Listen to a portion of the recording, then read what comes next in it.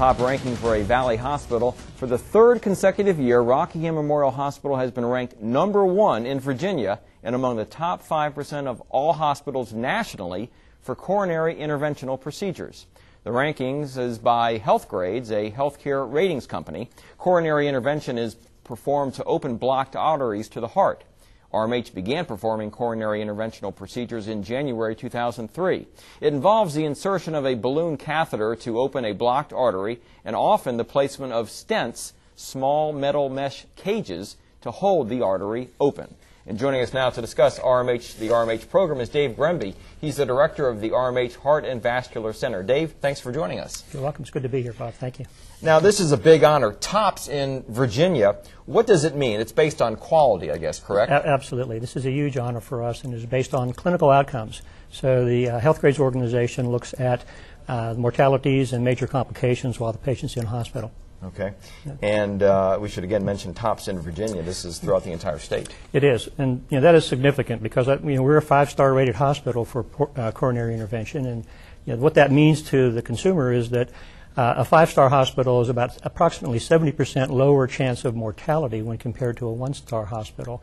5-star hospital compared to the average U.S. hospital, about 50% lower risk of mortality during these procedures. So that's very significant, and we're very proud of that recognition.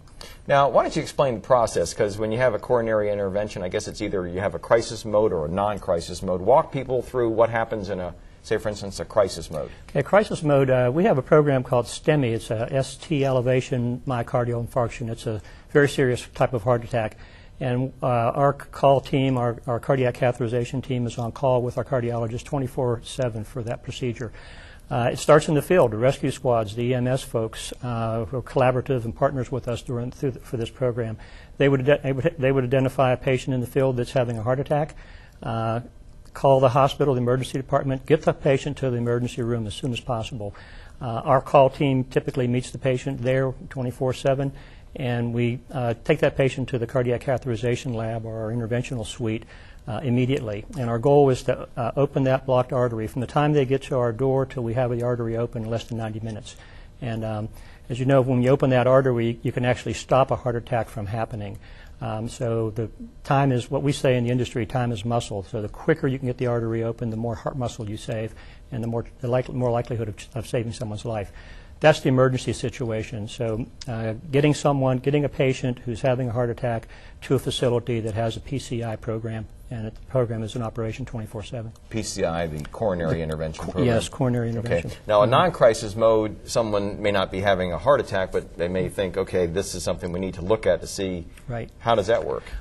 Typically, a patient might have some chest pain or some symptom associated with chest pain and talk to their physician about it. It all starts with a primary care physician. And that patient might end up having some type of non-invasive diagnostic exam, typically a stress test or some type of imaging exam. And if there's determined that there's enough blockage or if that test is positive, then that patient would most likely go to the cardiac catheterization lab for a diagnostic procedure. And while the patient is in the cath lab, during this diagnostic procedure, if there is evidence that there's significant blockage, they would perform the interventional procedure right there instead of having the patient come back for another admission or another visit. And probably 98% of our interventions are same-session interventions. Now, how long do these results last? Because you hear about, well, he had a balloon catheter, but it presses the plaque against the wall, but then it filled back up or something. How long do these? You know, the technology has improved significantly, and we have these drug-eluting stents, and that was a major improvement in the older bare metal stents. It used to be a huge problem. It's not that significant anymore, but it's hard to say. It really depends on the patient, their compliance with their medications, their lifestyle. But we're probably talking less than 5% within the first year or two. Okay, having a problem. Yes. Okay. All right, Dave Grenby, the director of the RMH Heart and Vascular Center, thanks so much for joining us. You're welcome. Thank you.